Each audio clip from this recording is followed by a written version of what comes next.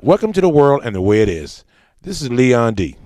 I'm not an expert at anything, but I got a lot of life experiences, and what I'm going to tell you is going to be facts. You can either accept it or not accept it, but it is the way it is. Let's get it started. This is show number 1. So tonight, people have asked me many times, what is your favorite barbecue restaurant throughout the country? Now, I've eaten in probably about 500 barbecue restaurants. But I'm going to run down some names for you that's got very good food. And then I'm going to tell you the place I like and the city I like. Now, the one thing about barbecue is only barbecue when you add the sauce. Anything before then is not barbecue. So let's get that very, very straight from the very beginning. Now, one thing that makes meat taste differently and make it taste better, it's all about the spices. Excess is best. I'd rather have something that got too much excess than not enough.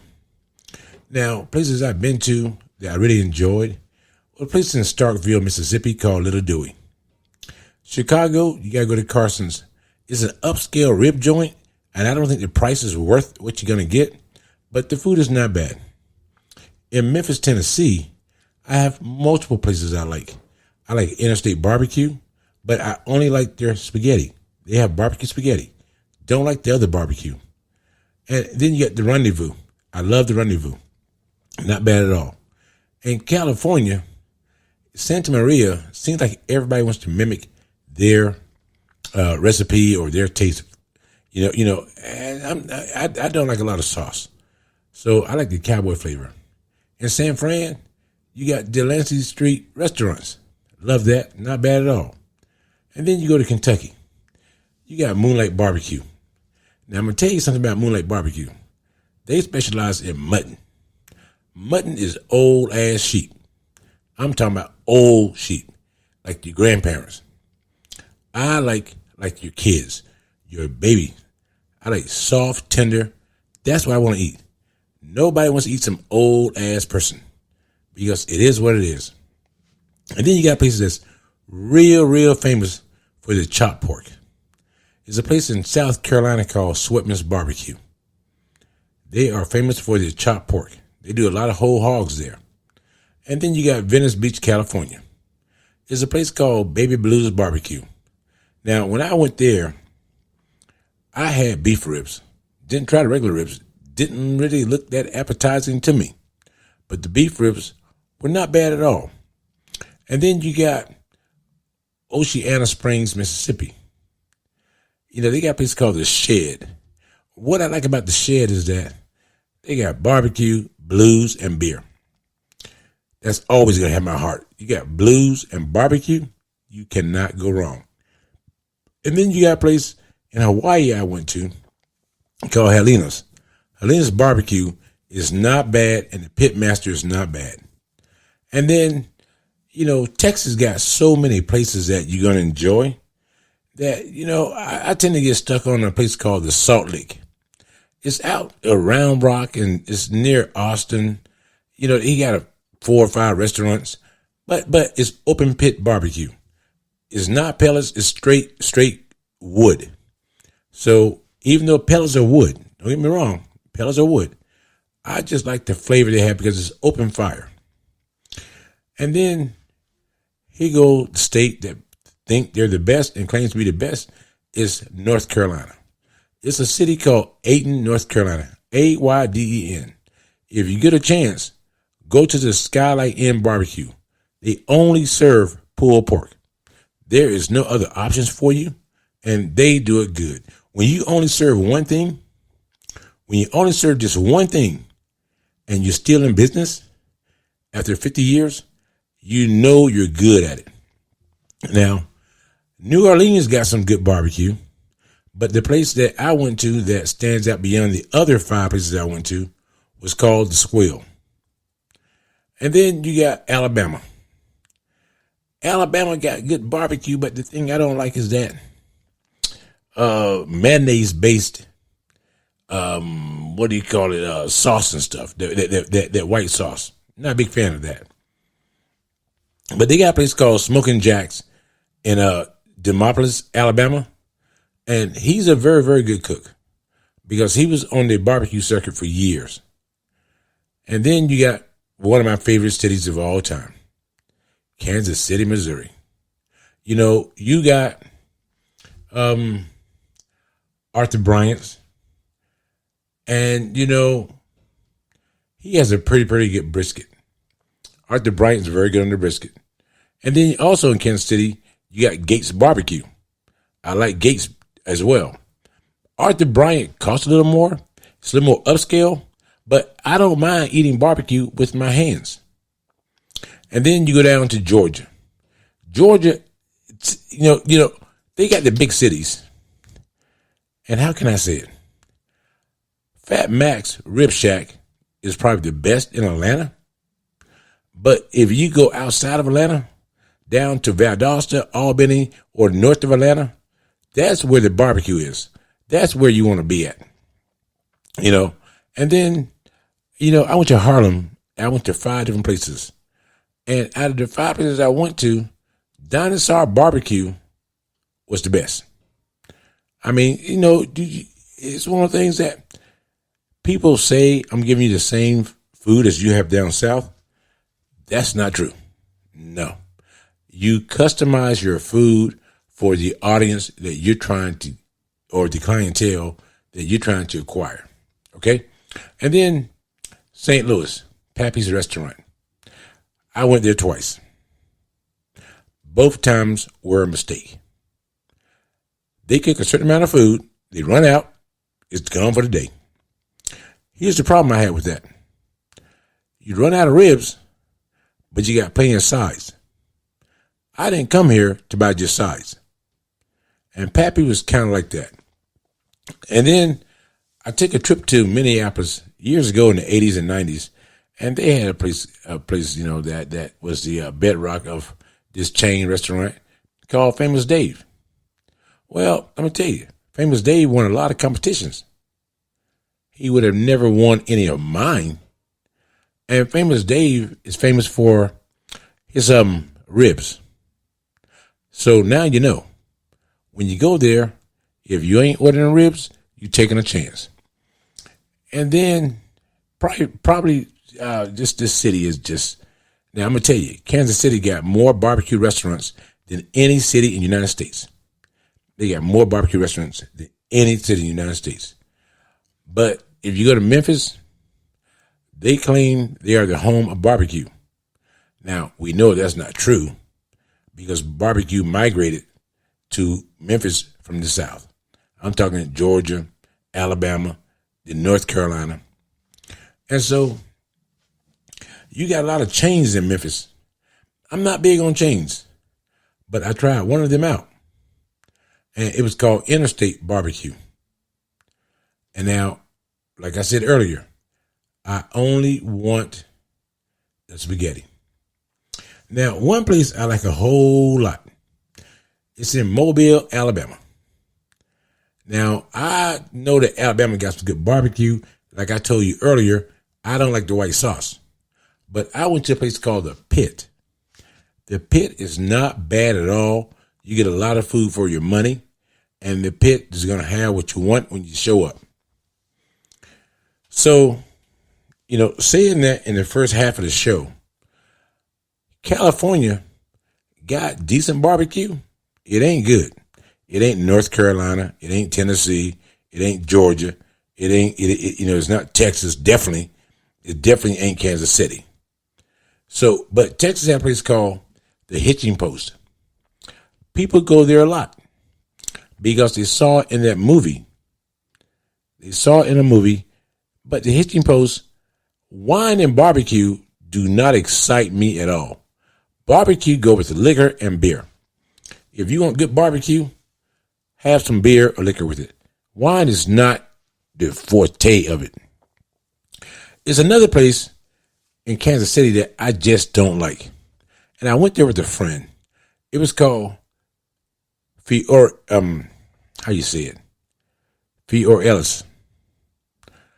They had 8 racks of meat, different kind of meats, dripping on one another. I don't want my chicken dripping on my ribs. I don't want my ribs dripping on my seafood. Now, talking about seafood, here's the thing you got to realize. Cooking seafood on a grill is not barbecuing. It's not barbecuing, okay? Seafood is not barbecuing. Seafood is grilling. Grilling and barbecuing is a different world. It makes me cough when I think about it. It makes me cough. Now, saying that, you can have some seafood that can be some very good barbecue. A lot of people think you put catfish on the grill, add some barbecue sauce or some Texas Pete, you're barbecuing. No, you're not. You're having catfish with a lot of sauce. Now, Texas got a place in Huntsville. It's weird, and when I went there with a friend, the whole setup was kind of strange. It was in a church. It was called New Zion Barbecue, but it was in a church. And the thing about it is that it was founded by a lady named Annie Mae Ward. She started that years ago, and they have continued that. And she started it as a fundraiser to get the church refurbished. So her kids and friends and everybody else have continued the Annie Mae Ward, foundation or how she want to do the church to raise money. But the food is very, very, very, very good. Very good. Now, one place I like a lot, it's called the Country Tavern Barbecue. The Country Tavern Barbecue is in South Shreveport, Louisiana. Yeah, you ain't going there, and neither am I. We know. But I went there because I made a side trip because I had heard about it. And during my barbecue experience, I wanted to try it out. It is worth the trip. It's worth the trip. So you get a chance, go there. And then one place up north that really baffled me was a place in Murfreesboro, Illinois. It was the 17th Street Bar and Grill.